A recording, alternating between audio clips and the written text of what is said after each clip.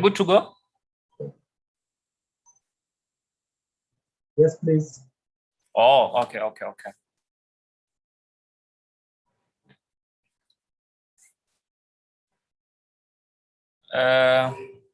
I think we should start now. The rest of the members joining in will find us en route. So good morning, everyone. Hello, everyone, because I know we have people from other parts of the continent. My name is Nelson. I'm welcoming you to the inaugural APPN seminar. It is a pleasure to have you all here. I'm seeing some people we have not met for such a long time. I'm just going to give a brief introduction about APPN, what we do, about this seminar, and how we are going to conduct it. Then I will hand over to the moderators handling the sessions. APPN stands for African Public Policy Network. It's a brainchild of KDI alumni through the KDIS Alumni Partnership Program. We have our ED as a Vincent in Ndikumana, and we have founding members like Festus, like me, like Nicholas.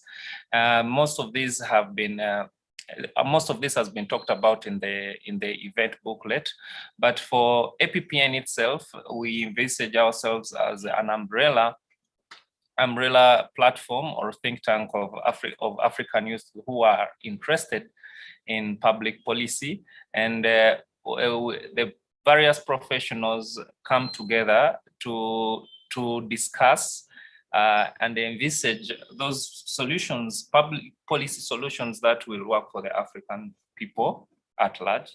So we think that we can do this through partnerships, through knowledge exchange, capacity building, intercontinental partnerships, equity and diversity, so that whatever solutions we come up with are those ones that are applicable here in Africa, and also through notes exchange and partnerships that can be replicated elsewhere. That's why the partnership pillar is very important in this thing. And we are looking forward to your contributions wherever you are from, because your opinion, your suggestion, your contribution matters. As regarding our scope, our portfolio is still growing, but our scope is going to look at all those policies that affect African youth and those that can be affected by African youth through engagement. So we are talking science and technology, we are talking social policy, economic policy, peace and security, conflict resolution, health and education, among very many other things, and we'll keep updating you as we go on.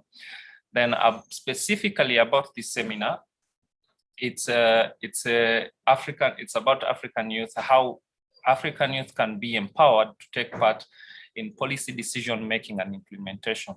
Of course, we know Africa is a very young continent. If you look at the demography, we have a very large population of young people, and we believe this is actually an opportunity, not a threat, as most people would think. We believe that in order to grab the demographic dividend, so to say, we have to have an engagement with all youth, or the biggest majority of the people on this continent have to be involved in policy decision making, in implementation, so that we have an ecology of development, policy and youth that works for everyone. So it will be more equitable, and we believe that what comes from this will be more developmental and helpful for forwarding the plight of this continent. So for the objective of the seminar is, one, to identify those challenges that stop African youth engagement in policy, and then the second objective would be to look at those reforms that are necessary to change this. So what can we do to make sure that African youth are more engaged in policy, and then to a level that would enable us to get the demographic dividend that I talked about. So the seminar is divided in two sessions. The first session will be looking at education and youth. It will be moderated by Christine Kagurima, and we have speakers there like Charles Tu. We have The second session also will be moderated by Festus Adedoyin. Yes. And we have speakers like Chando. We have Chando, we have, let me just quick one. We have Chando, we have Nerima Wako Ojiwa, we have Danai Nyangani, we have Jesse Morio Karanja. In the first session, we'll have Charles Daniel Kalbesa or Romagal. We'll have David Adepoju and Maggie Chulu Mwansa. So after these sessions, we'll transition into the Q&A, and how we are going to handle the Q&A is that if anyone has any question or you have a suggestion, we are imploring you to write it in the chat box. So in the chat box, our secretariat will be ready to consolidate all these questions, and then they will hand them over to me. And then I will ask the questions because I will moderate the Q&A session. I'll present those questions to the speaker that you want to answer. If you could also include the exact person you want to answer your question, and we'll pile all these questions together and we'll hand them over to the speakers to answer in the Q&A. That will be in the Q&A session. The Q&A session will come after the first and second session. So anything else? I think the session is recorded. It is being live streamed on YouTube. Also, we are encouraging you to like our social media platforms. That is on LinkedIn, it's on Twitter, Facebook, because we want this discussion about policy to go beyond the 2 hours that we have set now for this seminar. The discussions can go on. Just tag us and we'll keep monitoring whatever is going on. So without much further ado, I think that's all. For more information about the speakers, please consult the event booklet. It has a lot of information about the APPN, how it started, about the speakers, what we research doing, and many other things. So without much further ado, let me invite Christine. Let me hand over to Christine to transition into the first session. Thank you very much. I appreciate that warm invitation, Nelson from Uganda. And good morning to all our participants. And thank you for taking the time out to invest in our continent. If you're like me, you're probably not so love for our continent, or perhaps you're eager to be part of the generation that charts a path to Africa's self-determination. Or maybe you would like to just learn about different perspectives from African policymakers about education and youth. It's a pleasure being with you today. On my panel today, I have 3 wonderful speakers. We have Chaltu from Ethiopia, who is with the United Nations Development Program, UNDP, in the US. We have Olewaseun Adepoju, we call him David, from the African Leadership University in Rwanda. And we have Chulu Mwansa from KDI African Development Forum. She's the current president of the African Development Forum there. KDI is a Korean Development Institute of Public Policy and Management, and we are proud graduates of that institution. This morning, I'd like to dive in directly into a couple of questions for our panelists. I'll ask them to please come on video, all 3 of you, if you don't mind, as we go through our session. As mentioned by Nelson, to all our participants, if there are questions that come up during this session, kindly put them in the chat bar during this particular session. So let's get to it with our 3 speakers. So firstly is a focus on our existing education system across our beautiful continent. When I use the expression Africa, many of us know that Africa is not a continent. So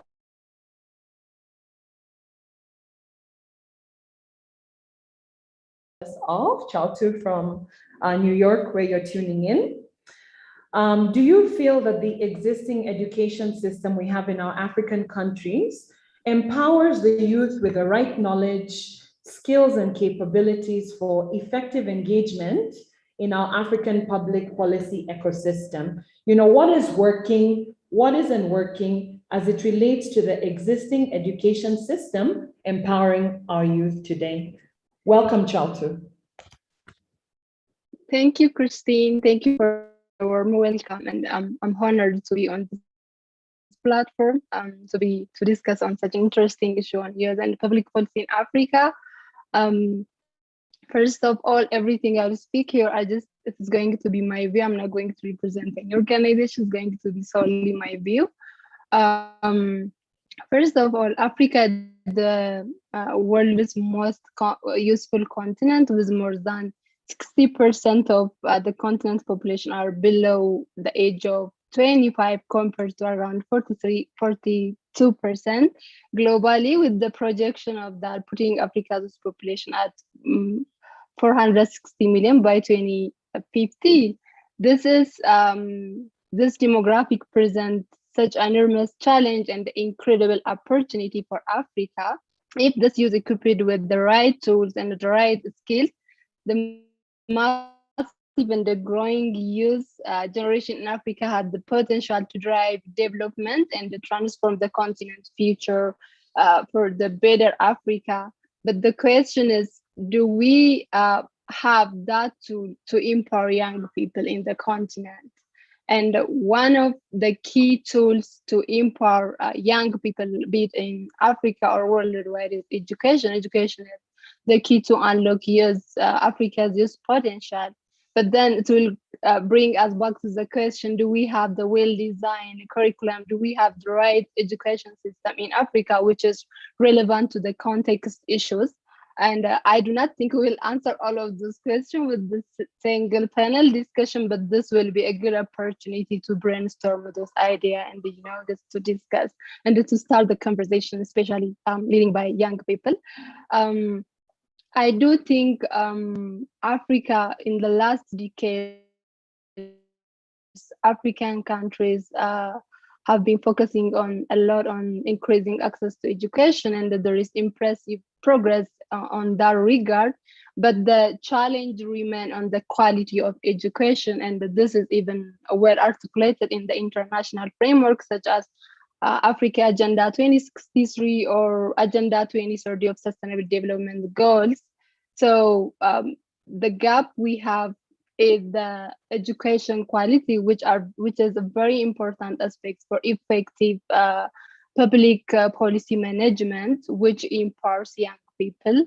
Because for effective public management, we need education system which aims to do more than prepare young people for the world of work. It needs to equip students with the skill that they need to become active, responsible, and engaged citizens. And this is mostly integrated with, the education quality, which beyond goes literacy and numeracy, which goes beyond the pure academic experience. Let us say those skills, those soft skills, which goes with like the technical skills, such as the emotional intelligence or communication skills, leadership skills, critical thinking, or the digital skills, which are experiencing in the 21st century screen now. And I do believe there is a gap on those skills, which are very important for effective public policy engagement. So that is briefly my view, but what works is we have a good policy foundation. Let's say even the Africa's Agenda 2063 or the Sustainable Development Goals, there is a good policy foundation which goes down to the region or a country levels, which we have. So I do think that we have a good policy foundation, but what we've been challenging is implementation of this policy foundation in the way that it responds to our continent issue, in the way that it responds to the needs of our youth needs or continent's need in the context that tailored to our needs. So that is briefly my view, Christine. Over. No, I really appreciate that, Chaltu. And I think the key takeaways for all of us is we need to provide quality education, not just education that provides the basics from your points. We need to go beyond pure academic experiences for our students. And I think what you've brought ties in very well with What I would like David Oluwaseun to speak about is then tertiary education, being that you are in the technology space. The same question goes out to you. Are we empowering our youth as our universities or tertiary education exists today? David?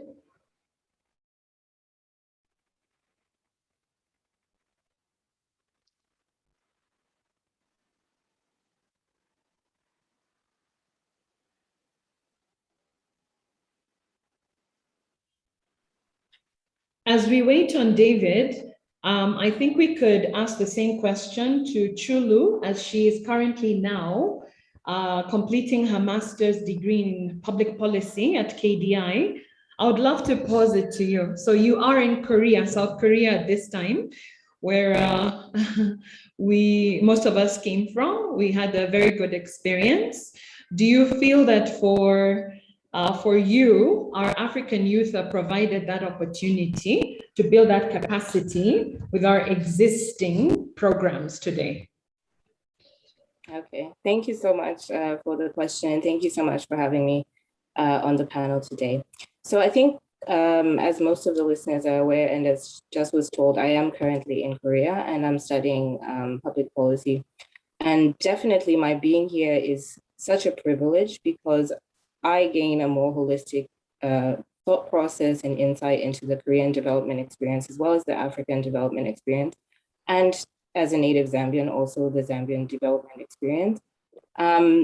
Examining what is happening on the African continent today, I could not agree with more with what was just said about the enormous potential that we have on the continent. And a lot of realities that could look like they are a hopeless situation. However, they show us a very unique potential that we can harness, if we can harness in the next decade, our potentials, this continent is going to go very far. So I think the fact that there are so many youth that are out of school is a big situation that we really need to deal with, because if we look at the basics of how to engage our youth more in the economy and have more labor market access, we're going to really need to focus on the basics of education, which is going to be early childhood education and whether or not the students have access to that education. So we're looking at the different areas and the different sectors. We're looking at women, and we're looking at the barriers that they face in their access to education. So not only do we need policies that focus on activating the power of vulnerable groups in Africa, we also really need our governments to have youth-centered policies.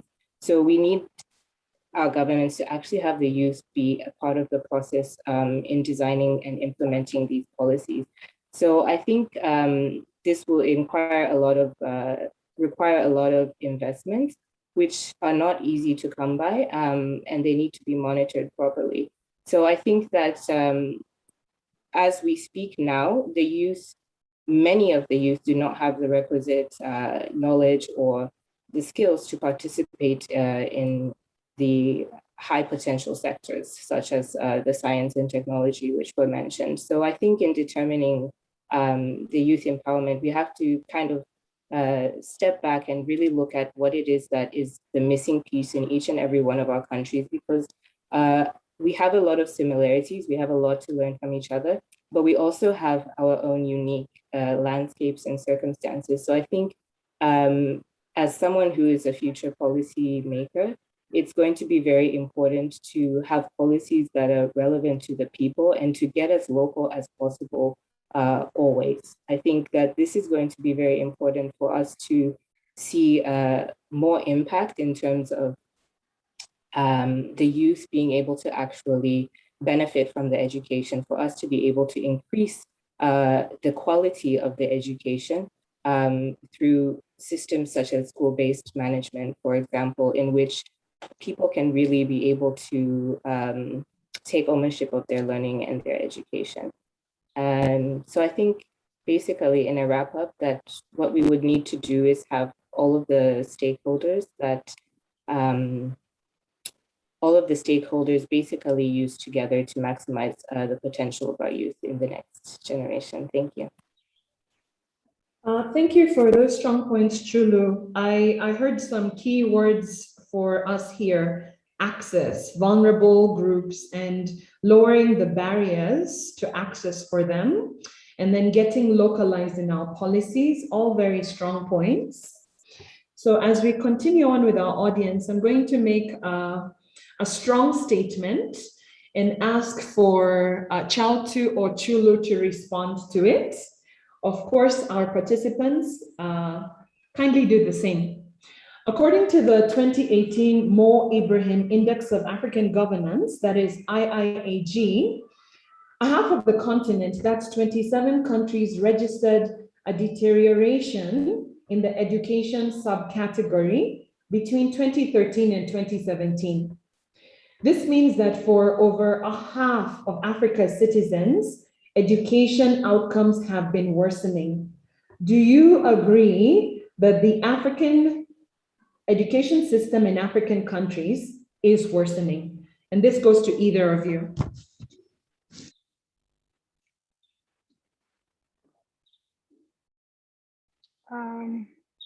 Okay, Christine, I will go. This is such an alarming report, and I was reading the index. So I'm not sure if I agree or not, but I'll just speak on it. So that index speaks a lot, not only when say education, it looks on a lot of proxy for education or indicator of education, which is equality in education, education quality, enrollment in education, and accessibility, all of those things. So maybe in one indicator, Africa already did commendable work, but then in the other indicator, there is still a challenging, as I already said before. So this, I think, is also gave back to us what I was discussing before, which is the access versus equality education. So I do say we cannot really generalize all of the indicators just in one basket. We need to also, give a credit for what we did great. For example, in increasing the access to education, there is a commendable work in regarding of school enrollment rate of the continent. This is mainly contributing to the free primary education in most of the continent country, even in Ethiopia, Malawi, and other countries. In that regard, there is a really good progressive and impressive increasement in education enrollment rate. But so that means more children are going to school, but does more school mean more learning and a better life? That is when the question is coming in. Access and the quality of education must go hand in hand. Otherwise, they will offset the one progress in that regard to the other, because quality without access will lead to inequality and exclusion, especially for vulnerable and the poor household. Then again, access without quality will also limit the potential, and they will not bring about the desired result we want to. So one of the challenge in this index, even in the report and what we've been witnessing, is that Africa's education progress is not really keeping up with the population growth, especially with the youth population. Because if we keep just implementing the same policy, or the old policy, and if our population is growing, then if they are not balancing each other, that would create a problem. The other thing is also the education quality indicator, whether to meet the needs of the economy or the alignment of education with the growing markets needs or the growing economic needs. What is the skill we are getting in school? Is really relevant to the world of the labor market, not only in the continent, even like global levels. We have to keep up, to the global levels. And if our education system or the skill we are getting in school is not alignment with this market, of course, that is going to be the issue, and that's what we've been witnessing. The other thing is also the satisfaction of the education provision.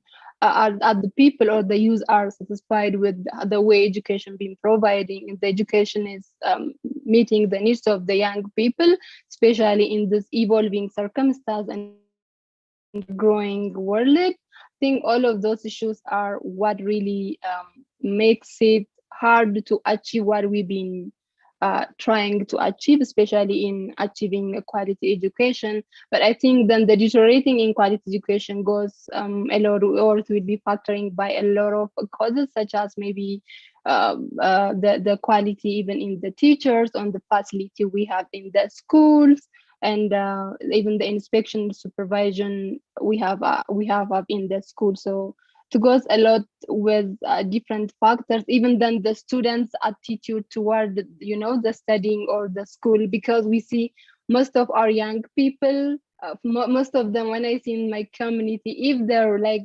bigger siblings are not getting jobs after finishing university, most of them you see they are discouraging even to go to school. What is the benefit of going to school? What is the result of going to school? So there is, even you see a lot of discouragement among teenagers, and there is like now bad attitude even toward the studying, which is all affecting the quality of education.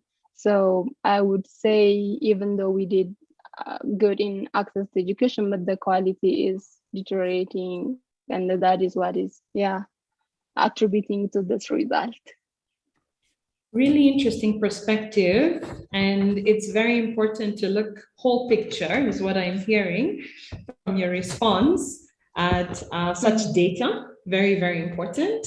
And to include those factors you've mentioned, from satisfaction, alignment of education with current market needs, look at what is working, such as high enrollment within the continent itself. And then the biggest one was access versus equality.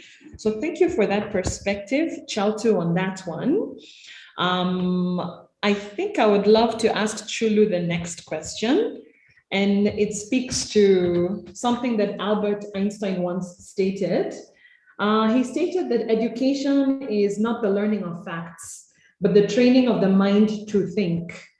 Do you feel that the education system we have right now in different countries on our continent is empowering our young people with the capacity to think and find those innovative solutions for solving problems in the communities around us? Chulu? Okay, thank you for the question. I think that that is a really tough question, because we have to go into layers to get to that question. And when we look at what was just said with like the increased access, which is a really great thing, there are more people who are going to school. So there are more people who might have the ability to learn how to think innovatively.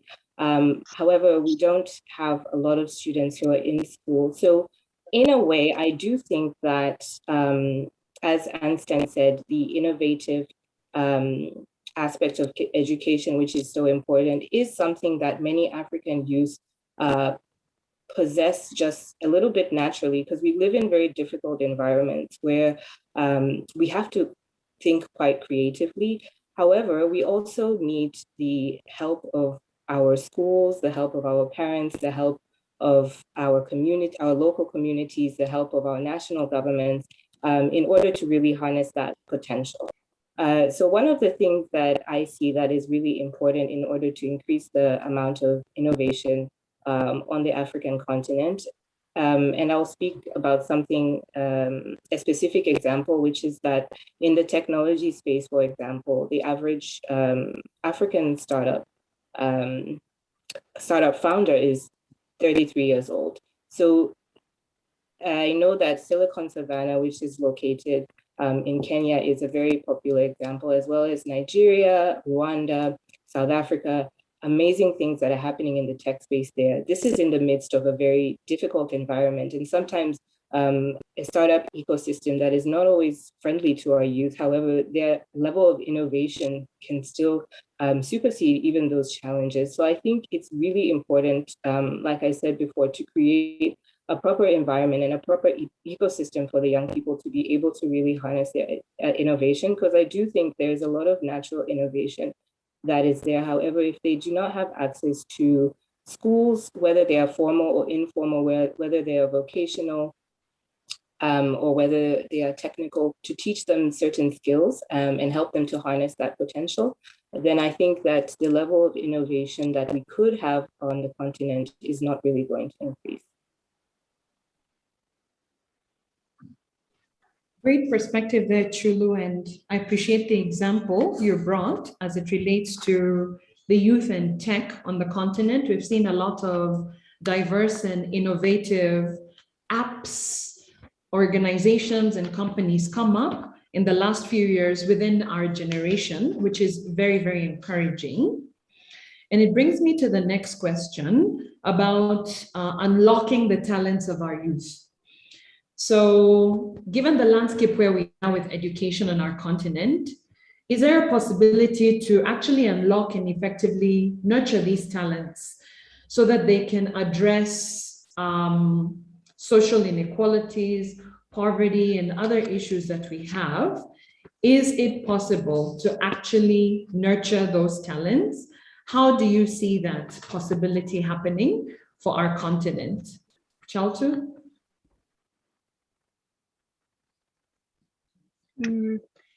Thank you, Christine. This is again not an easy question. Sorry, my network is breaking. But I do say, had the future success of African continent largely degree in its ability to sharpen the skills and the talent of its ever-growing youth population, then can we do that with the existing education system?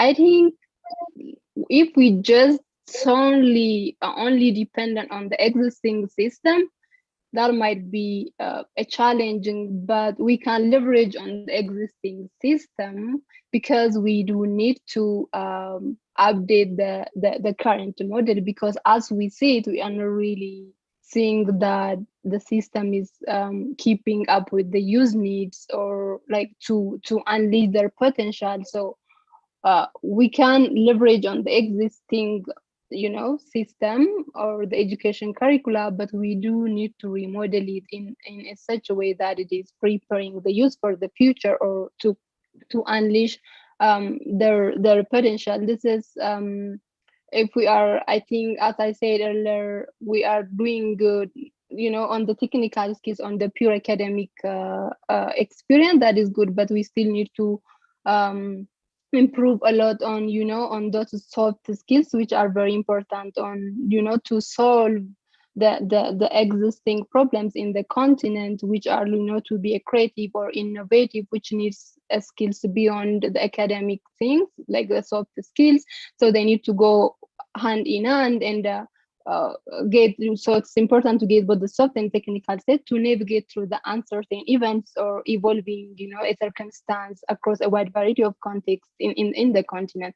Then that's not only also enough to get those skills, but how to mobilize the acquired skills. There is also a work we need to do on what is like the point if we only get the skills but if we are not implementing. So there should be also a focus that how to mobilize our knowledge, skills, and attitudes, to meet the complex demand in the continent. So I would say we just need to leverage on the existing system and remodel our system in such a way so it's responded to the growing needs. Thank you, Christine. Thank you for that perspective. And I think why don't we close off with Chulu's final question for you. Education reform. And as always, our audience I know is very interested in these areas. We have experts actually in public policy who are joining us today. I just want to recognize you all and thank you once more for being here. So this is a conversation and discussion that takes a community. That's our African way. It takes a village to solve our needs here. And so my question, Chulu, if you can represent our audience here, is on education reform, if we would like the young people on our continent to be actively engaged in public policy, in the decision-making process itself, what kind of education reforms do we need? What kind of models do we need to adopt? We would love to hear from your perspective and then move into our next session that speaks to the future of Africa. Chulu. Okay. Yeah, I think one of the things that was just hinted on is the issue of relevance. And I think when we think of education reform, and not only on the African continent, but all over the world, what governments are realizing is that they need to create curriculum that is relevant to the lives of people, that enhances their life skills and enhances their chances to be productive members of society. So I think for an example that I would think of is from Nigeria, where they had the entrepreneurial classes in high school.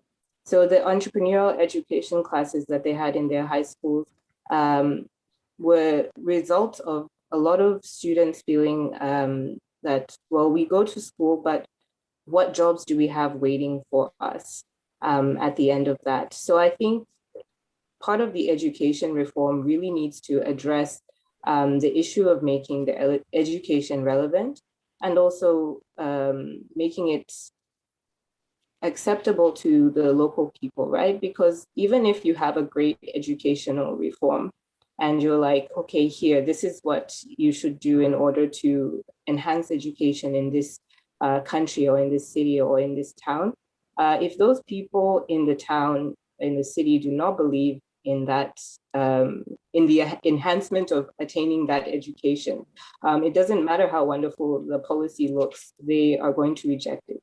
So I will continue to say that it's very important to make the curriculums, to focus on curriculum that is really relevant to the people, and then to also make sure that there are some systems in place that can allow for those, for the people to actually take control, because they are more likely to follow through with the action than somebody who might just be sitting in an office and has to like check something on a paper.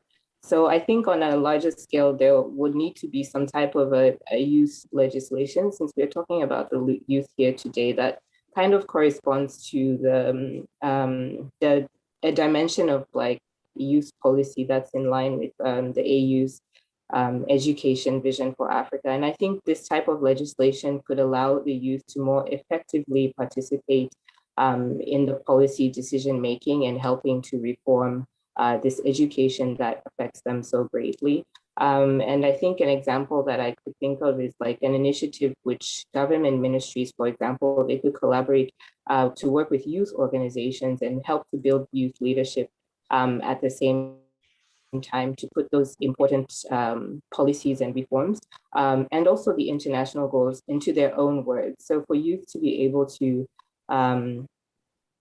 actually share what it is that the policies mean to them personally and make them very relatable to their lives, I think that this could help in the transformation and the reform of our education system, which for now, many people find irrelevant, and the lack of access to jobs also shows that there's some reform that needs to take place. Thank you, Chulu. I'd like to recognize that Oluwaseun Adepoju, David has joined us. Good morning. And I think what I would love to do, since he's here with us, is pass it back to Nelson, who will either take some questions now or move us into the next session on the future of Africa. We've had a deep dive into education and youth policy as it exists right now.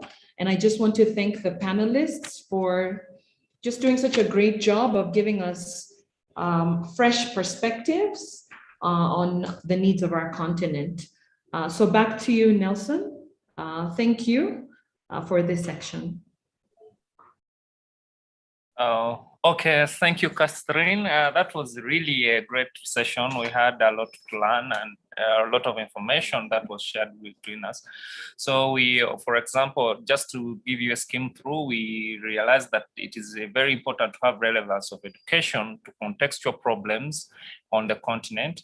We also saw that its quality education is key, that the things that people learn at school is very key to know, to address some of the issues that we are facing, and skilling so as to join demand and supply, so that we have a connection of what we learn and what we do.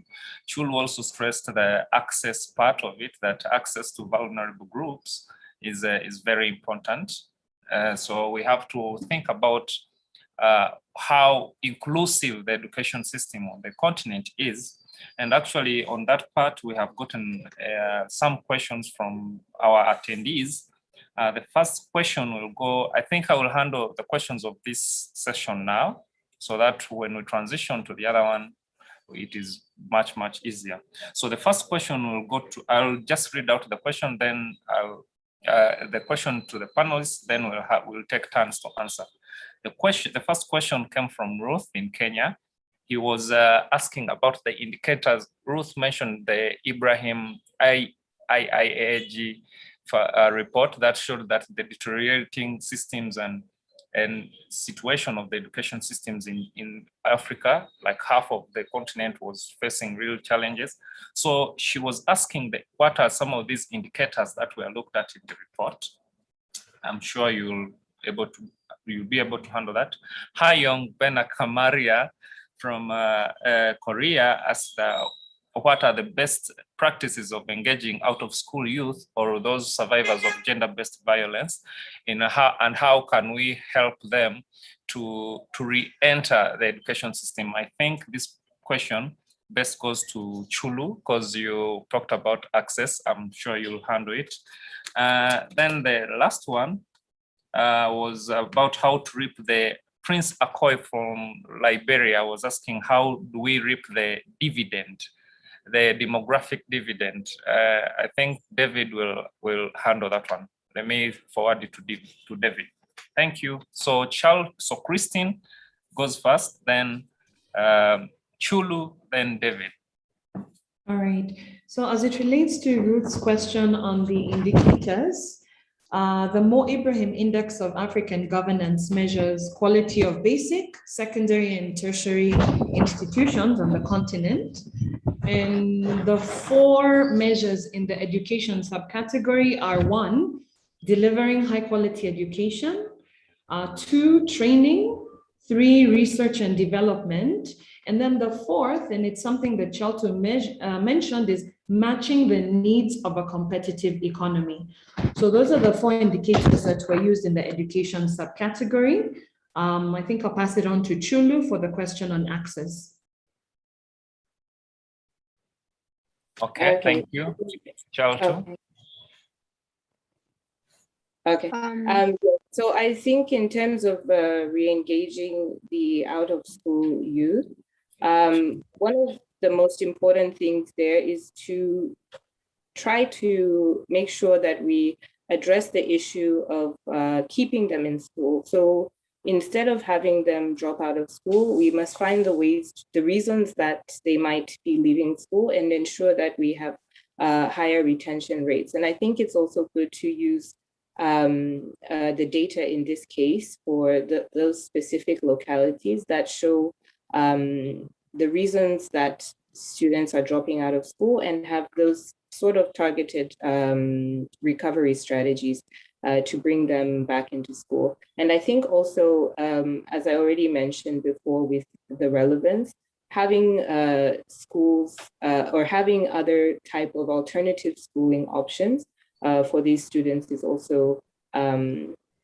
very important, because in the lifelong learning process, it's important that people who may have dropped out of school can still have access to learning opportunities, whether or not those are the traditional learning routes or methods. Thank you very much, Shulu. David, before you answer your question, someone else also added in on the demographic dividend question. So the initial question was, how do we achieve the demographic dividend in Africa? Now, someone also is asking if we, now that we know we need to reap it, to benefit from it, to what extent does the leadership, cohesion of leadership on the continent contribute to reaping, to achieving this demographic dividend? So David, please, if you could. Thank you so much, and my apologies for coming late. I was in another meeting, so my apologies. I wouldn't call myself an expert in demographic dividends, but my few years in tertiary education has shown that from a report from McKinsey, Africa, we have the youngest workforce in the world by 2050. That shows that we have a demographic advantage as a continent. And we have had a lot of conversations, conferences, debates on demographic dividends, but it seems we are not talking about what we need to do to prepare for reaping the demographic dividends. And if we continue with the type of education we run in Africa at the moment, I'm afraid we may not be able to reap that demographic dividends, right? In most countries in Africa, we still run the sage on stage kind of education, where a supposed expert that has gone to study something is put in a space where students come to learn, right? If we continue to do that, we are not preparing for the fourth industrial revolution. And by 2050, we are talking about a deep immersion into the fourth industrial revolution, where some of the technologies we are talking about now that we are still skeptical about would have gone mainstream. And the future of work that we are talking about now would have, caught up with us. So it's very important that we push the reset button of education if we are going to reap the demographic dividends of Africa by 2050. And I love talking in projections because we are humans, and we should talk in numbers. We should be able to make some predictions about the future. The current education we run in Africa, in most part of Africa, teaches students to condition and causation. That's what, or correlation and causation. That's what we do. Most curriculums in most public universities deliver correlation and causation knowledge. But for us to reap the demographic dividends in Africa, we need to switch our education to a type of education that would deliver condition and action, where students and learners are able to learn what they want to learn, not what they are forced to learn, right? And if we look at it very well, COVID is a pointer. COVID is coming at a time to tell us a story that we are yet to understand. COVID is a pointer to the future of education, where education becomes decentralized and more contextualized and out of the four walls of a university, where I can actually stay in my location, learn in my context, learn at my pace, and direct my own learning, right? And, I was taking a reflection a few days ago, and I looked at my undergraduate transcript. As a matter of fact, I took 13 courses in my first semester of university, first year, 13 courses. Rote learning, you have to, just memorize all the resources and just give it to the lecturer like that. And I was wondering how many of those knowledge I've used in my career today. We learned a lot of things that were not useful. We learned, and when you look at it, by the time you are graduating from the university, in this day and age, you have spent 5 years studying something. By the time you are graduating, that field of knowledge has gone 25 years ahead. People are already speaking about things that will happen 20 years ahead of the degree that we are studying to bag in the university. So until we push the reset button of our education from the one that celebrates certificates, to the one that celebrates skills and readiness for the future, we may not be able to benefit from the demographic dividends. What do we do with the young people when the future of work comes? What do we do with the young people in the fourth industrial revolution? So it is very important that we have this conversation, and I'm glad I'm here to brainstorm with all of us on what are you doing as a person to even self-educate yourself beyond what you have learned in the university. And how many things you learned in school, how many of those things are you using today? You know, many of us can testify that whatever you are doing today, you have gone beyond and above what was delivered in those curriculums you learned in school to be relevant in the work you're doing today. And I can also say that many of us are not even doing what we learned in school. You know, I'm a global challenges faculty today, but I studied library and information science, right? I'm not using what I learned in school. Self-development, self-education, that tells you that something is wrong with the current educational system. Why do many of us run to the West to learn?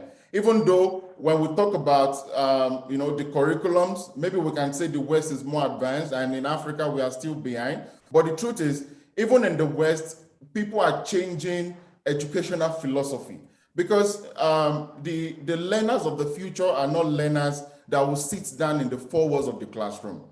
The learners of the future are self-directed learners, and we must begin to have this conversation. If I had the chance of learning just literature and critical thinking as just the two things I will learn in my life without learning any other thing that will not be relevant to me, I would have learned that. But we go through all sorts of curriculums. In most public universities, I'll speak for Nigeria, the curriculums have not been reviewed in 20 years. How do we catch up with global innovation with that kind of curriculum? So it is very important we have this conversation, and I believe it's not an exhaustive conversation that we have. It will continue, and I believe if we play our part and we begin to advocate for a curriculum that delivers condition and action, then we are ready to benefit from the demographic dividend. Thank you, David. Yeah, thank you so much. Oh, thank you, David. I was just reflecting on what your submission is really full of matter, because it also reflects on another question that I've just received from Ngane Mpengula. He says that the African Union has now decided to harmonize the education systems across the continent.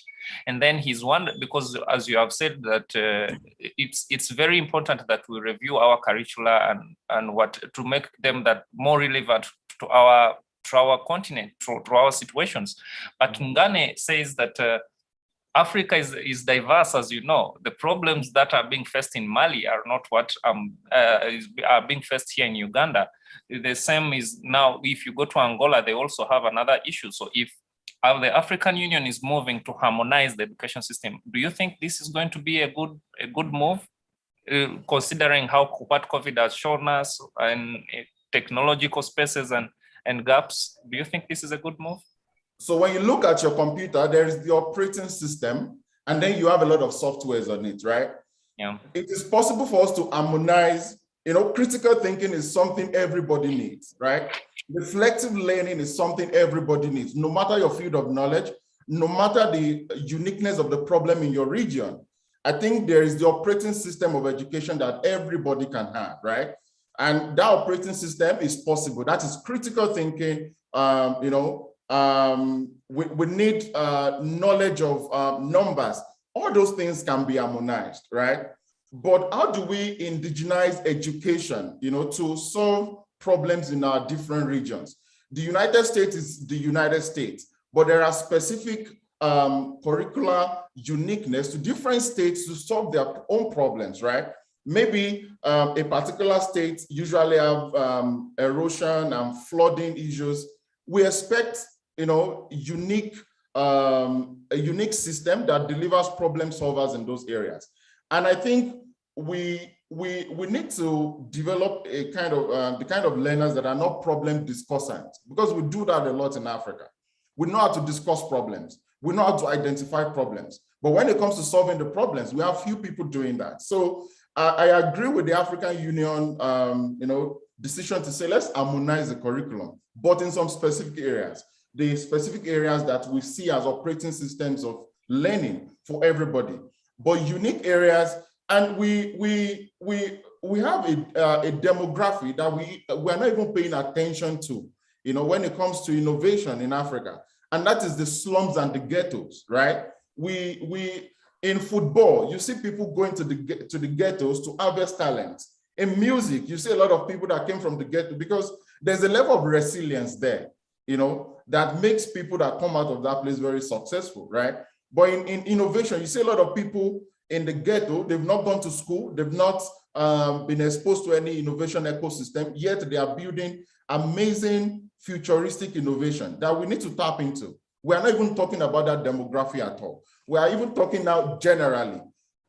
Our problems in different parts of Africa, they are unique, they are different in Uganda, in Liberia, in Nigeria, in Sierra Leone. I agree.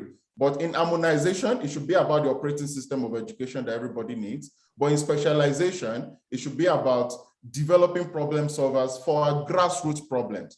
In 1967, as far back as 1967, a professor named Akin Adubifa in Nigeria said, the reason why we are not progressing in innovation and problem solving in Africa is because we import technologies and innovation that are not relevant to our situation.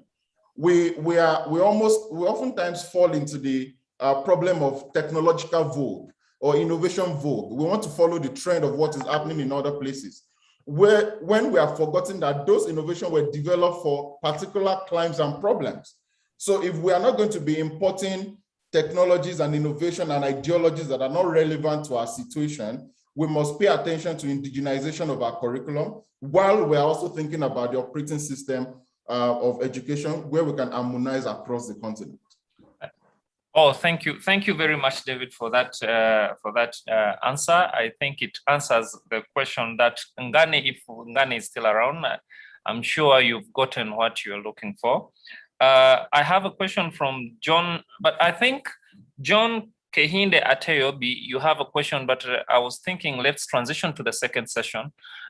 Your question will be dealt with in the Q&A of the second session, so that because it relates to smart education, informality, and I'm sure these are things that will come up in the 2063 agenda discussion. So I was thinking we should transition to the second session. Then after, your question will come in, and the Q&A then will deal with this issue. So I would like to invite Festus Adedoyin who is the moderator of our second session that is dealing with Agenda 2063. Please, Festus, the floor is yours. Thank you very much, Nelson, for taking care of the first session. It's a pleasure to join everybody today to talk about the Africa we want. And as we move into the second session, we will be talking about African youth and the Agenda 2063, the Africa we want. And my panelists for this section are Jesse Karanja, Duncan Chando, we have Nerima Wako Ojiwa, and Danai Nyagani. It will be great to see your video on, just so I could put the names to the faces for my panelists. We're very happy to have you, dear panelists, and we're looking forward to a very rich discussion. Just to kickstart this session, one of the things that really baffles me when we talk about Africa is all of the efforts that the African Union has been putting together to ensure that Africa can arise from sleeping, as it were. And the African youth is, recognized as a big resource that we have. Youths are at the forefront of what we need to arise as a continent. And to think about what will drive this agenda. So we have this rich Agenda 2063. What are the things that will drive, achieving this agenda? And there are some policies that the government have set up. Several national governments try to think about basic rights and freedoms of the youth.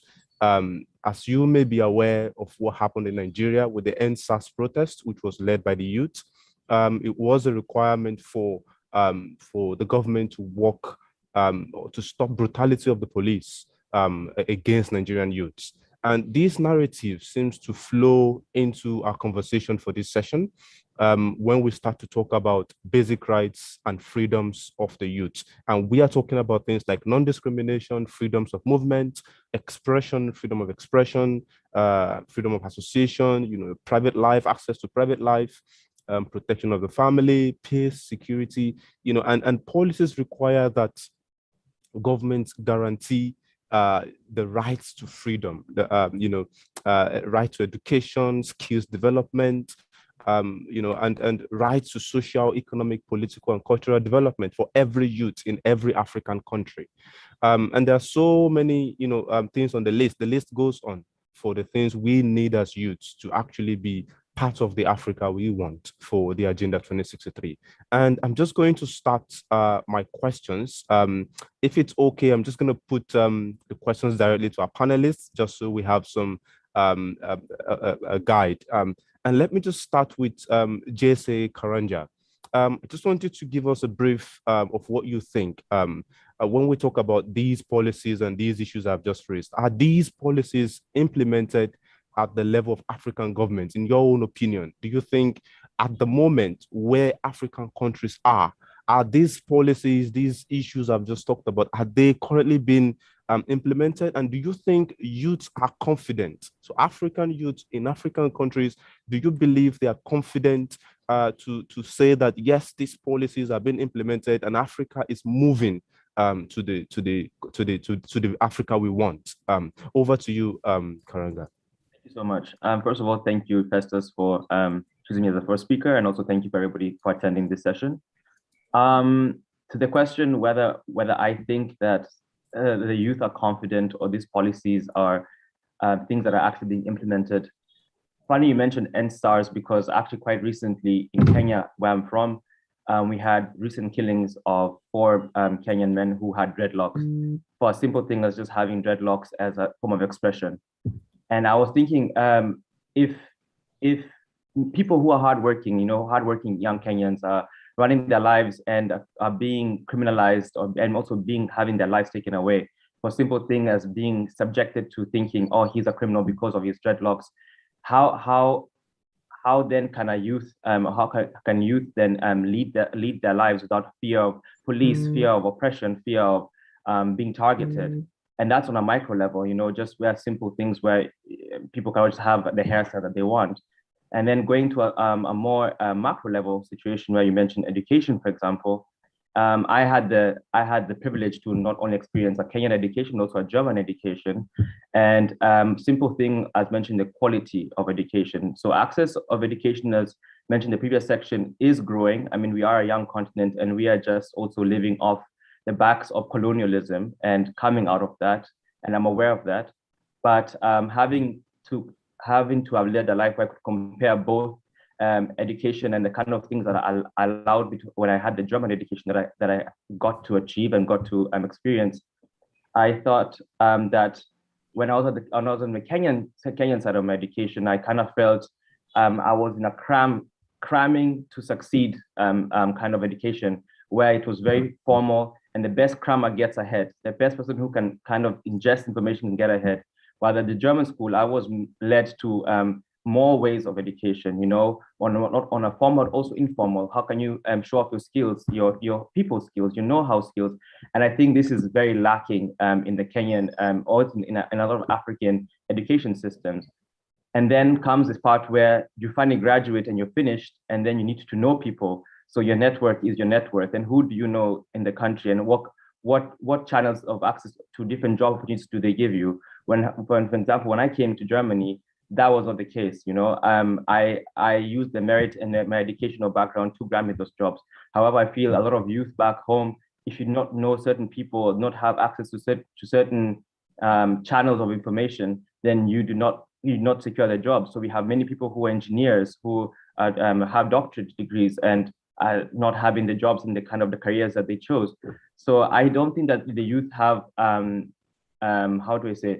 have the confidence behind a lot of these policies, even though they are in the African Youth Charter and they're in the Youth Decision Decade Plan of Action, all these different policies that have been put out there. I don't see that the youth have the kind of faith to trust politicians to kind of implement these policies.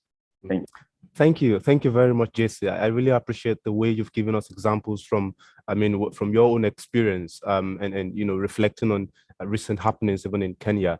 Let me just follow up that conversation, JC, by asking Duncan Chando, if you're there, please, to just follow up on what JC has contributed to ask. If these rights and freedoms that we so expect, and our democracy and our constitutions all over Africa seems to echo all of these freedoms and rights, as it were.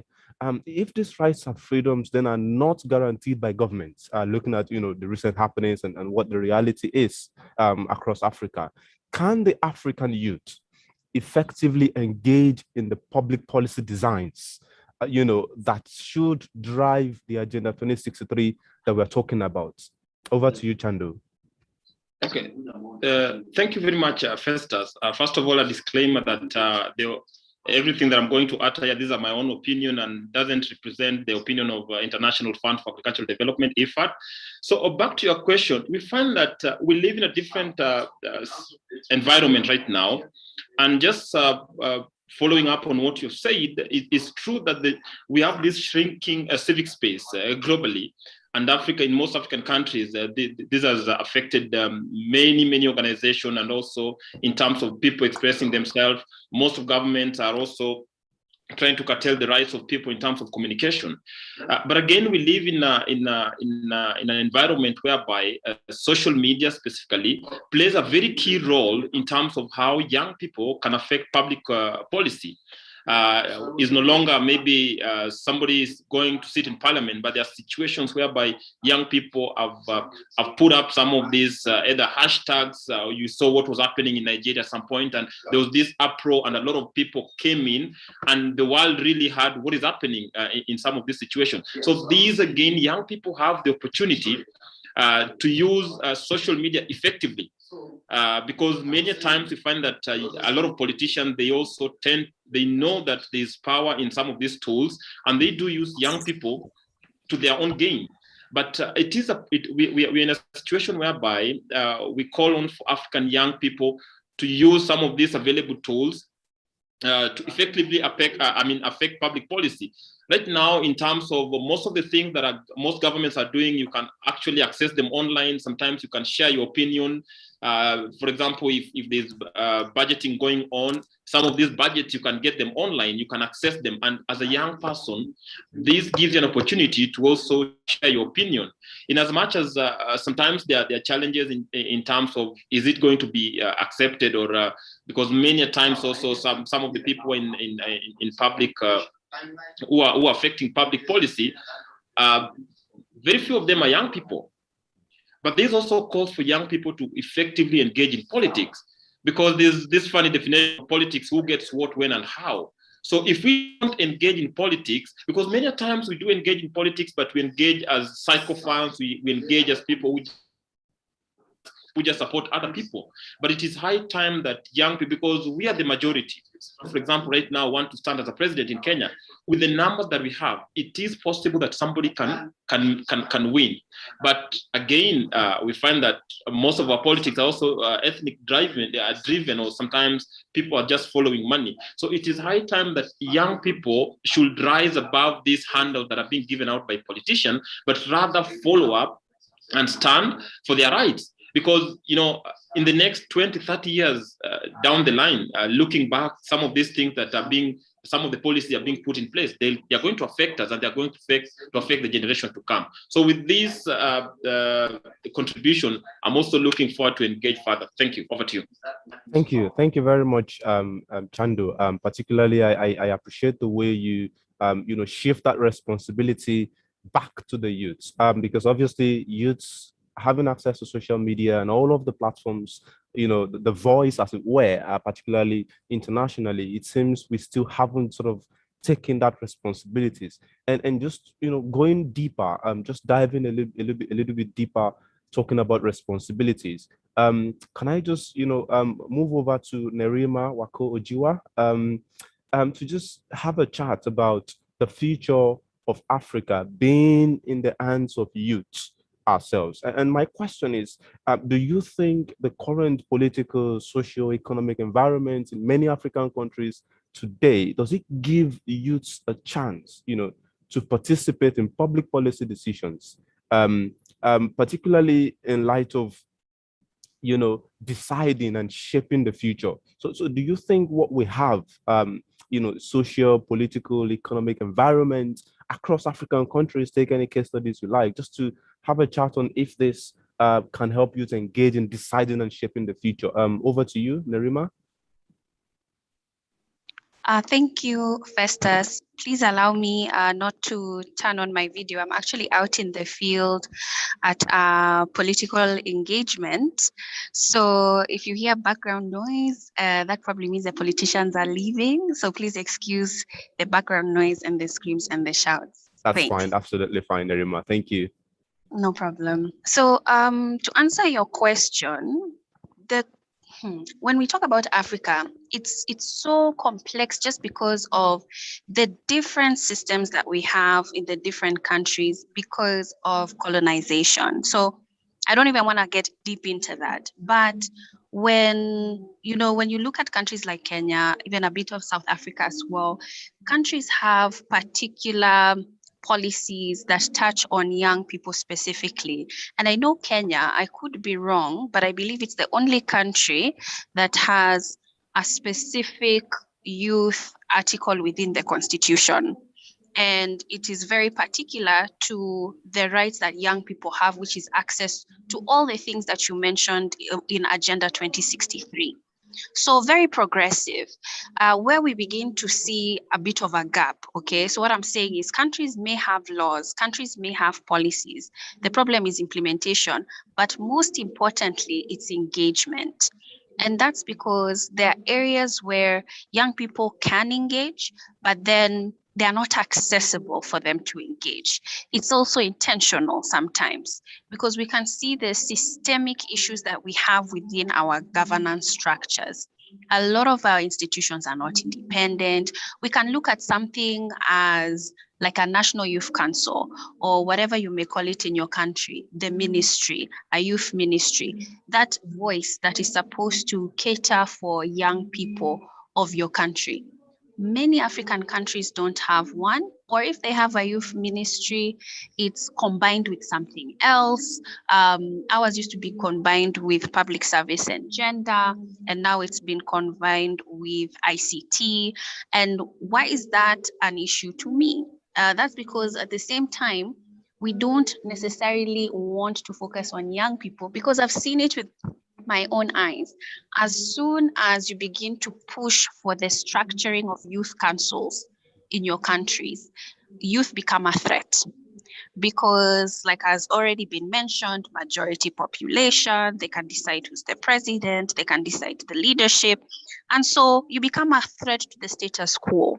Because what we have is leadership that has remained in power unconstitutionally for many countries for long periods of time, extending term limits. So clear disobedience of their constitutions and laws. Clear disobedience. So as soon as young people start to recognize and want to push for better engagement, push for accountability, push for access, the more they ask questions. And I've already witnessed how with us, the National Youth Council was also, they included the Interior, the Ministry of Interior into the board. Yeah, so there's a seat for the judiciary as well. There's a seat for the AG as well. So you can see that they're putting all these mechanisms sort of to watch you and to make sure that they tame you. And you also find that a lot of these departments as well are very much influenced by the politics of the day. The president has a say on who will lead that particular youth council. And so even if he doesn't have a say directly, it's indirectly. And if he can have a say, he will do it with budget, so underfunding. So when you're underfunded, you can't reach the youth. So youth are pretty much trapped. But I'm still hopeful because we are moving to an age where more and more young people who are educated are being channeled into the workforce, being channeled into the world, and they're using different platforms to be able to have access to information, and they're going back to rural areas, or they're going back to maybe youth who are less privileged and educating youth. and educating them on the processes that they need to be able to engage in, and for the respect of the rule of law. That's what we need to push for as young people in our countries. Because where Africa goes wrong very quickly is as soon as people begin to disobey the rule of law or utilize the rule of law to be able to suit political leaders themselves. And that's when now we begin to see this confusion and corruption and regimes remaining in power, which ends up leading to sometimes civil war and conflict. Thank you very much, Nerima. Thank you very much.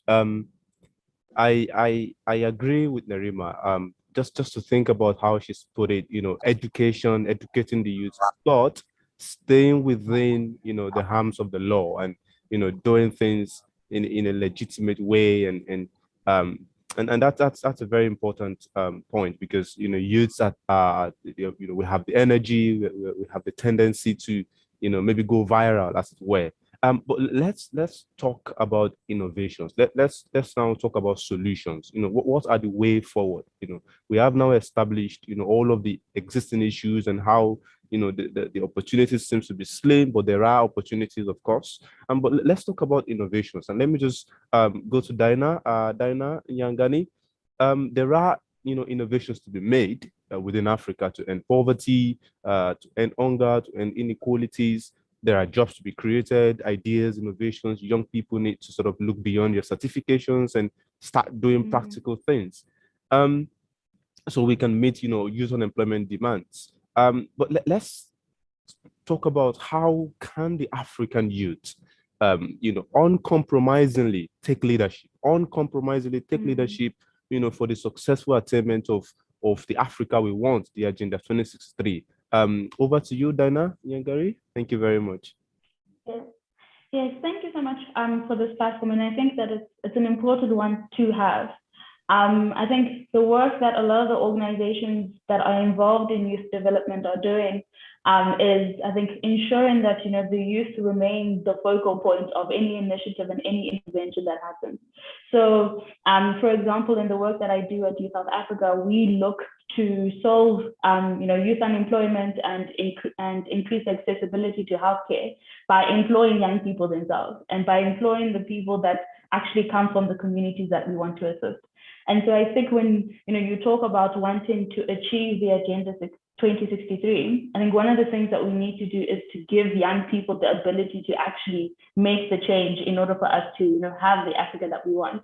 I like what Nerima was saying in terms of sometimes we have ministries or sometimes we have I think opportunities where young people can engage in, but they are often monitored. And I think that what we've seen in South Africa especially is that young people are saying that, okay, fine, if these parameters exist, we will make sure that it's not only us that are being held accountable to those parameters, but you yourself are also being held. I think young people at the moment are also, I think, taking the initiative and taking the first step. One of the things that I've seen, or one of the conversations that I've heard, is that we all want a particular Africa. We all want Africa to look in a particular way, but there really isn't people that are sort of taking the first step. And I think having young people in all sectors of society that are able to, I think, channel each other into key positions is something that is really useful. And I think what is happening in South Africa especially is that young people are, I think, entering into organizations and are able to sort of link each other to resources and key people that are able to, I think, have an influence on, how youth policies are written and from what perspective they're written for. I think one of the other things that we've also started seeing is that young people see that there is a massive disconnect between what's written on policy and what is actually happening on the ground. So there are organizations that are now trying to bridge the gap by, I think, taking what's written in policy, deconstructing it into something that is understandable and tangible. Because I think one of the disadvantages that we currently have in Africa is that the policies are written at a very high level. And that high level doesn't necessarily speak to what is happening on the ground. And I think organizations, especially youth organizations, are playing a very important role in bridging the gap between, you know, what is happening on the ground and what is actually written. And I think through those organizations, I'm seeing a lot of young people actually say, hey, but I don't like the way this is written, or hey, this actually isn't applicable to us. Let us find and work with the government in order to create spaces for us to actually make those amendments. I think the unfortunate part is that the changes take a very long time to happen. But I think that the step in which we're taking in, you know, having, I think, robust and meaningful conversations with, you know, people that are in government is helping. I know sometimes us as young people, we want, I think, things to happen now and things to happen in a very particular way. But I think sort of working on the ground and trying to ensure that, you know, what is on the ground is something that we want. And then going sort of towards the policy side of it and making sure that the policy aligns with what is happening on the ground is, I think, a step that we are actively taking.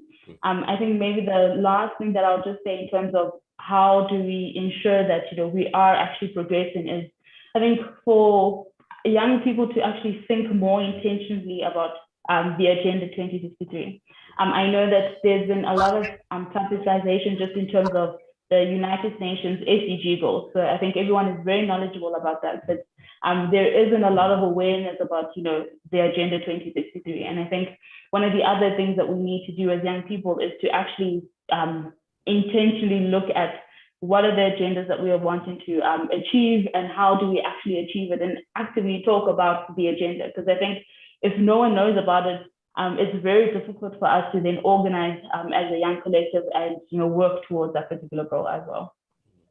Wow, thank you very much, Danai. That's a very, very good contribution there. So there are solutions existing. There are organizations, you know, as you've said, you know, that are making efforts to, you know, make things clear. And I remember, like you've said, one of the things I learned from Korea's development strategy was that, you know, they made education, they made policies clear to everybody. So everything was written in a way that everybody can understand. So the person on the streets, the person in the market, with any minimum basic education, can understand what the government is doing, what the policies are. So I quite agree with you, Dana, on that point. That's a very strong solution to really engage youths. I'm just going to go back to JC Karanja and then to just have your final thoughts on what would, you know, let's talk about a little bit about pooling resources together. So we've talked about youths on the ground, but what about youths in diaspora? So when we talk about change in Africa like this, you know, we're talking about pooling every resource we have together. So everybody who is an African, wherever you are, in the US, in Canada, wherever you may be, it's just sort of what do you think now, you know, will be sort of the role of African youths in diaspora towards this Agenda 2063, not just Africans in diaspora, but people who love Africa as well, you know, youths outside the continent who really want to change within Africa. What are your submissions on this? Over to you, Jesse. Thank you. I believe, first of all, we have a huge problem where is a brain drain that is going on ridiculously within my friend circle, for example. Many youth want to come to Europe. I mean, I live in Germany right now. And once we are here, we get the job, we get a nice little situation going on, and then be far from ever going back because it's not for me or those are my problems anymore. And I think it's a very entitled opinion and problem to have as a person living in the diaspora. I think it's our mandate and our duty to also want to go back. I mean, I've been living here for 7 years, and my aim is in the next 3 years eventually to go back home and settle back and hopefully take what I know and I've learned here and implement those things. However, I think there's also a huge problem where I think there's a big conversation heavily on ICT sector and technology is the one way that Africa moves forward. But I think there's a bigger conversation that needs to be had on policy making, policy writing, policy understanding, policy translation by the youth, because I kind of feel whenever I talk to my cousins or family members back home, there is a huge ignorance and helplessness that they present to themselves as, well, I'm here and I know if you just showed more interest, if you were as curious as Danai had mentioned, just know more about the agenda, there is so many different opportunities. Yes, they may not be available on first sight, but simple things as a Kenyan going to the Youth Enterprise Development Fund and kind of seeing what is the youth fund doing? How can I get access to those different training skills, funds, or I don't know, opportunities that the government provides? And when there's that bridge that gap that needs to be bridged, where the government says, hey, we have this thing set up for you. And then also people also saying to themselves, hey, we want to show interest in that as well. And there is an elitist notion there when I say it from coming from a German standpoint, being in Germany and saying, show more interest when many people do not have access to education, food, and all these things. But I nevertheless think that there needs to be a push and a much bigger demand from the youth to claim those spaces and claim those not only technological spaces, because many of them then end up getting the big jobs in the US and Canada, and they move, right? And I really do hope that many of us then realize that the potential is to go back home, and with that knowledge, do not be part of the problem to brain drain, but actually be part of the solution, and go back home and be an anchor and be a positive person of change. Thank you.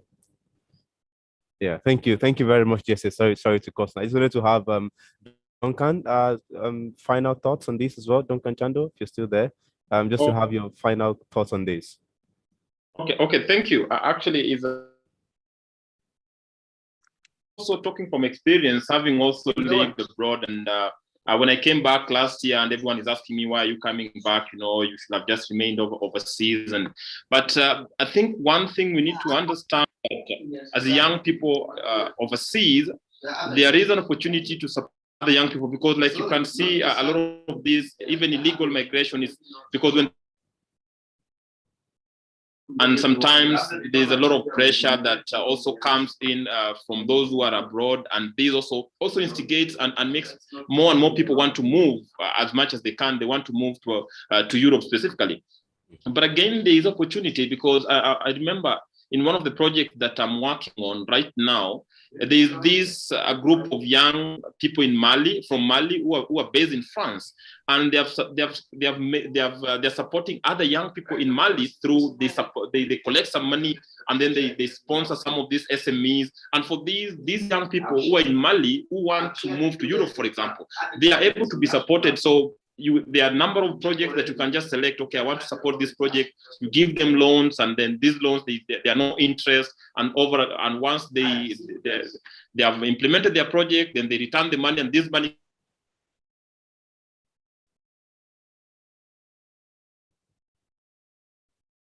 Oh, I think. Oh, okay. Go ahead, Yes. Chando. Initiative called Move Me Back, because sometimes people who are abroad, they really want to move back to Africa, but where do you get the jobs, for example? So there's an initiative whereby this platform whereby if you're looking for a job back in Africa, then you can check online, and they also have this opportunity whereby, okay, you live in the US, you live in Europe, and we have this opportunity specifically in some African countries. So are you interested? So specifically, they're targeting Africans who are abroad to ensure that when they come back home, they have some job that they're going to do. So some initiative, I think, is also upon us to have a look at some of these issues, and ensure that even as, because what makes many people to stay back is unemployment. Yes. Because you get a job over there, and you just don't want to move. So if we try and ensure that, look at some of these initiatives, and more, we can also support other young people in Africa. Over to you. Thank you. Thank you very much for that submission, Chando. It's very interesting to see what several initiatives on this. Can I just have your final thoughts on this, Nerima? Sorry if you're still there. I know you're very busy. No, I'm here. Okay. I think for me, I've agreed with what everyone has said, and even just to tap into what Jesse talked about in policy ignorance, we also did a study. Because I see in the comments, Ruth Wekesa has been commenting a lot, and there's a point that she had talked about the technical training institutes. So we decided to do an evaluation. That's another thing that we don't do. We might have policies, we might struggle with implementation, but collecting data, even trying to see whether a certain policy is making an impact and some of the changes that we can see it's making, and maybe make alterations. And so looking at the technical training institutes, a lot of them, unfortunately, we did in the county of Kericho, didn't have equipment, didn't have teachers, didn't have students. So you find empty shells of schools where people are not attending school, or even the courses that are being given are completely outdated with equipment that was used in like World War II, honestly. So that's where we begin to see that disconnect, where they'll say, yes, in policies, these places are there, and there's all this money being channeled to that. But then that groundwork, which is a lot of hard work, is another thing that we train youth to do, to go and even evaluate their public health facilities and comment about the customer service. Was there medication? Give us this feedback. And we can use things like smartphones to be able to aggregate this data and get it quickly. That's another avenue where I see a lot of people not participating in, that can be really helpful. Yeah, thank you. Thank you very much, Nerima. Thank you very much. That's a very interesting comment. Danai and Nyagani, can I just have your final thought as well on this, please? Thank you. Yes, I think I definitely agree with what everyone is saying, especially just in terms of, there's a lot of additional work that is required. So for example, with the evaluation studies, I think it's also important to, strategically position young people in places where they're able to not only give feedback in terms of, what is happening on the ground, but they're also able to actually implement some of the changes that are there. I think sometimes young people think that, or sometimes there's a perception that, only those that are in sort of higher positions and only those that are occupying seats in government are able to make those changes. And I think that once we're able to, get the mentality of, you as a young person in your current situation, in the current context that you're in, have the ability to, even begin to make the necessary changes in order for us to get the Africa that we want. I think once we have that sort of mentality, a lot of movement will happen. And yes, the movement may not be immediate, but I think that it's important for us to also just remember that we are undoing a lot of histories that have affected Africa, and unfortunately, it is something that's going to take some time. But as long as we are able to make the first step and to do the groundwork, I definitely think that the Africa that we want will definitely be realized in our lifetime. Yeah, thank you. Thank you very much, Danai. Thank you so much. I just want to thank all my panelists. Jesse, thank you very much. Duncan, thank you. Nerima, thank you. Danai, so much for your time. Please do not leave yet. There are questions that I would still want you to shed some experience and knowledge and clarifications on. I'm just going to thank you once again for sharing your opinions on these issues. And I will just hand over to Nelson, who's going to take questions and answers. Thank you very much. Thank you. Thank you, Festus, for that session. I'm glad to say this session was so informative. It was more about solutions. Actually, if you follow the chat, you'll see that very many people were sharing their country experiences and how they have tried to tackle these issues, or if there are hiccups, how they think they should be tackled.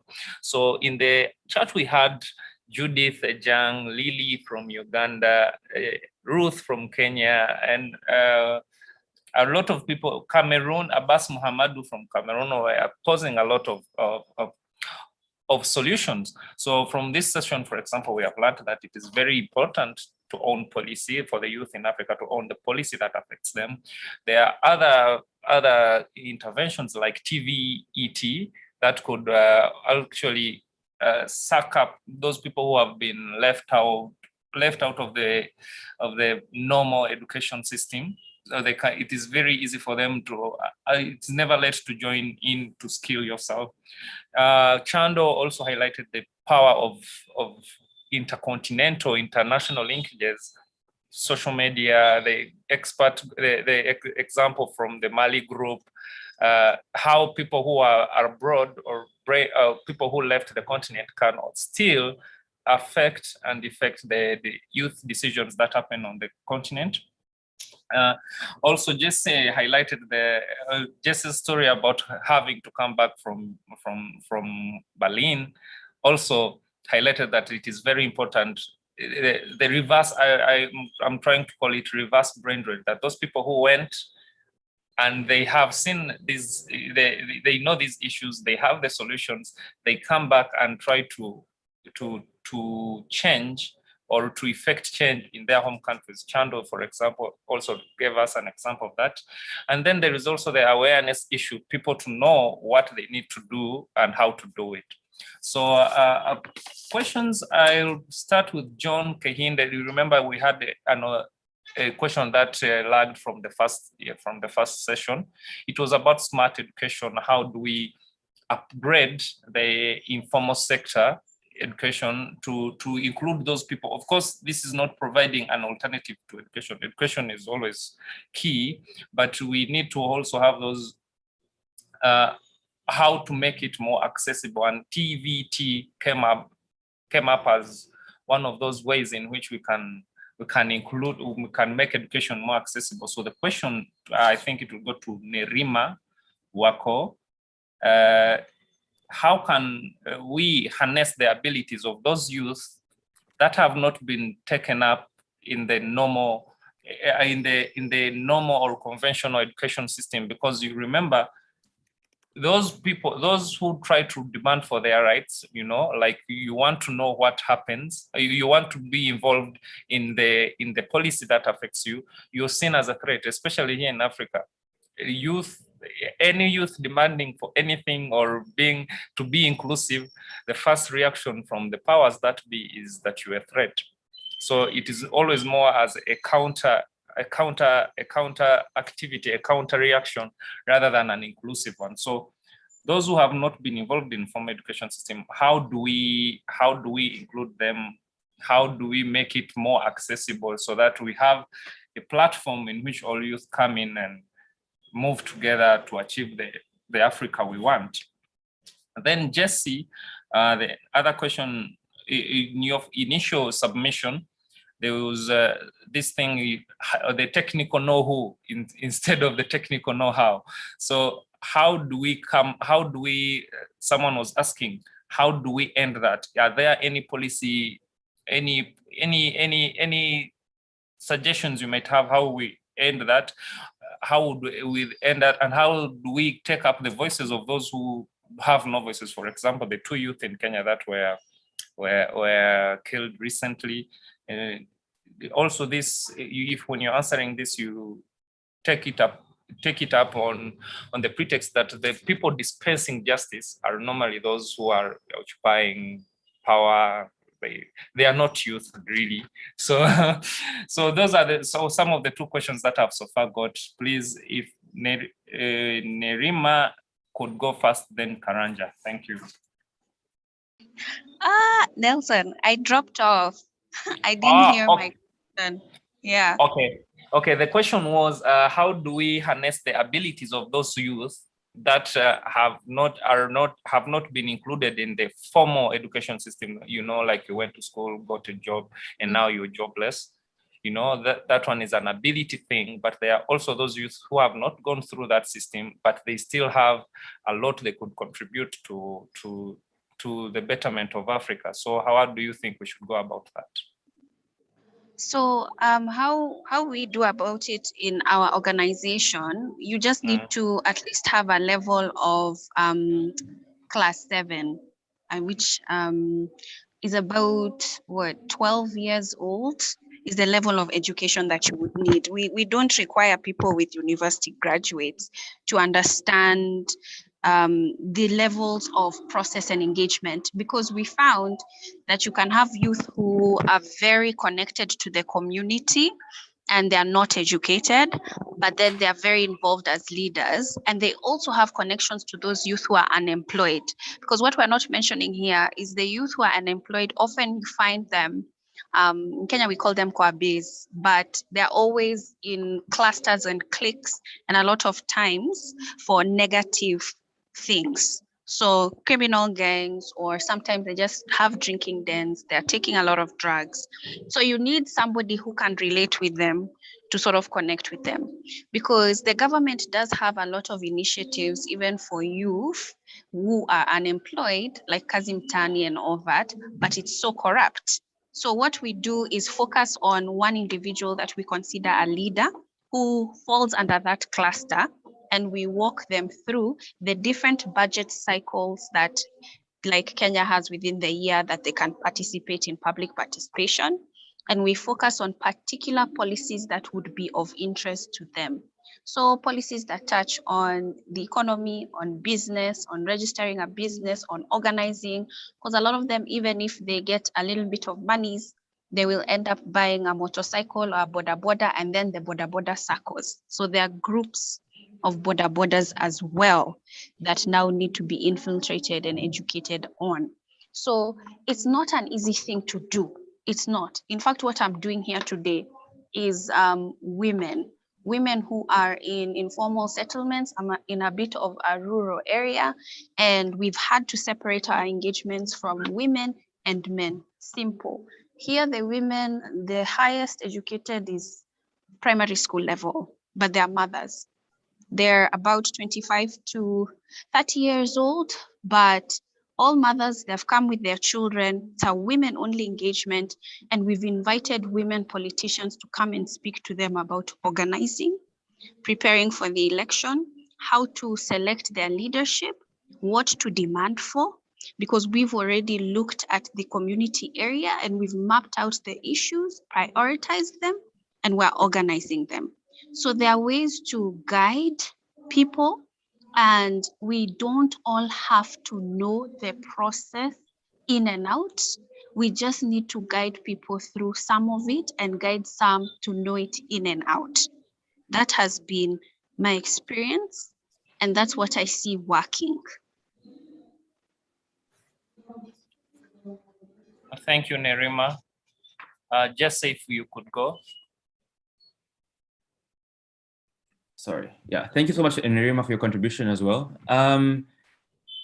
This question about policy, it's a catch-22 situation, to be honest, because 2 years ago, I did a TED Talk on this Agenda 2063. And towards the very end of my TED Talk, I mentioned that by the year 2063, majority of the people who wrote the agenda will be dead. And that's a bit grim to say, but will not be here with us. And the people who they are doing this for are the youth, right? Are the people who are the young people, the people who should be the ones making this Agenda 2063 in the first place. So there's a bit of a catch-22 when you mentioned in the judiciary system, where the people who are calling the shots are not the youth. They're people who we want to then be the next leader of tomorrow are not in those particular seats or particular positions in society. So I just think right now, the biggest thing that Nerima just mentioned is electing leaders who speak for you and not on political lines or political or tribal lines or tribal divides. It's a very ideological thing to say, to think, because it's a lot of deconstructing and reframing how youth see themselves also in society. And that's not something you can do over the next 2 years, 3 years. It's something that's very long-term, I feel, where we need to see our power in society. And of course, we can say the numbers that the youth make up 60% of Africa's population. But do we really understand what that means? That if we decide to flip the switch and take over power, we have that power and we have that voice. And I think it's a very big ideological framework mindset change that needs to happen. And I wish it's something you can just say, snap the finger, and we're able to kind of shift frames. But I'm happy things like what Nerima is doing currently, where we people who have maybe policy education, policy and translation can maybe kind of explain to people who are may not be as educated, the importance of electing good leaders, the importance of electing leaders who speak for your voice, and not just going with the majority and just not having the power that we, as we said the whole time, that we have within ourselves. So on a long term, I definitely believe that it's reframing and reconstructing a lot of our beliefs and mindsets as the youth, but also think on a short term, platforms such as Nerima's, where she's literally on the ground right now, helping women kind of understanding what it is to elect certain leaders, what that means, how even to simply even read the voting manuals or something. This is, I think, on a grassroots level right now, very central. Thank you. Oh, thank you, Jesse, for your submission. Unfortunately, we are running low on time. I think we have a few minutes, like 6, but maybe Danai, if you, we got a question from Mary Sab, I think it's a quick one, if you could handle. She was asking, how are youth organizations going to help break the chain of being excluded? You know, youth are excluded from a policy level. You know, you're not part of the judiciary, so you're not part of those people dispensing justice and equity. So when things affect you, at the very least, you end up being a recipient, at the mercy of the people in power. You're a recipient. So I think Mary Saba wants to know that, is there a way that we can break this chain so that when these things happen, we are not just mere beggars of justice, but also those people who are directly involved in seeing that the right things happen. Yes, I think one thing that has worked quite well for us in our little network of organizations here in South Africa is that whenever we attend, I think, a meeting with key stakeholders, we often mention each other in those meetings, despite the fact that those other organizations may not be present.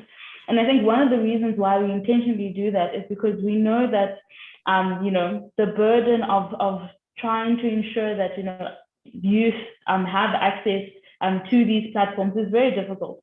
And so often what we do is we try and bring along as many organizations that are aligned with sort of the mandate of the day, and we try and ensure that, you know, we create as much space for each other as possible. Often what that means is that I, as an organization, may need to sort of give up some of my time for a fellow organization that sort of believes in sort of the mandate of ensuring that, you know, Africa and youth specifically have access to the things that we need, right? And I think that is something that we should consciously do, is to make space for other youth organizations that are, I think, involved in ensuring that, you know, youth have access to these platforms. I think the second thing that also helps in terms of youth organizations is partnering up with each other. So often I find that if I partner with an organization that maybe has a different mandate, but, you know, is able to achieve the goal that I'm looking to achieve as a youth organization, that helps. Because what ends up happening is that, you know, you're able to expand sort of the reach of the organization's footprint, and you are able to then reach, you know, the youth that don't necessarily have access to information, don't necessarily have access to some of the luxuries that a lot of young people that live in the urban areas actually do. So yeah, I think that's one way of breaking the chain, and I think it's all about collaboration as well, because I think we aren't able to do it on our own, and there are so many of us, and I think that what is powerful is our ability to, I think, unite and, you know, share our experiences and share our journeys as well, and share the stage with each other as well. Oh, thank you, Danai. I think we have come to the end of this. This does not mean you leave, but we have come to the end of the two sessions and the Q&A. I think because of time, we have shared our platforms on social media. Please make sure that you like them, because this discussion, as you can see, is very wide and cannot end within 2 hours. So please extend the discussion to our social media platforms. Also, we'll send a survey about the post amongst our post-event activities. We have a survey that we'll send to you. We also send you a recording or a link to this recording of this session so that you can share with those who didn't hear, or you can also hear yourself again and evaluate your suggestions and inputs. Then I think I'll make Festus a co-host. He's going to be in charge of a group photo. So if you could please turn on your cameras, it's very important that we have this.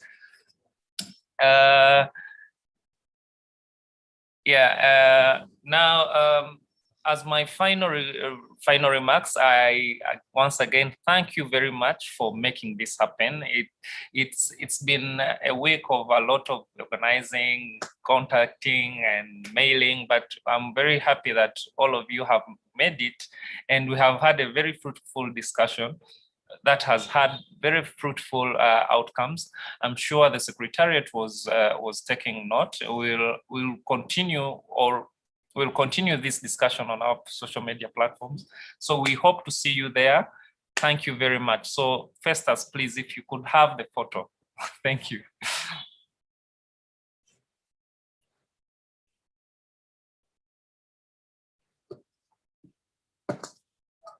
Festus or Christine, are you on? Could you please take the photo?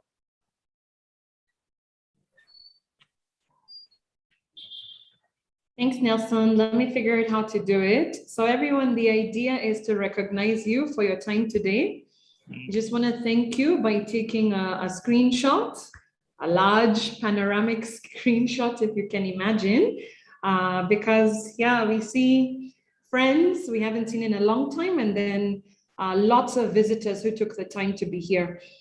So let's see if we can do that. So all videos on if you're able to. If not, your name is recorded. So that's also part of our participant list. Let me see if it's going to work.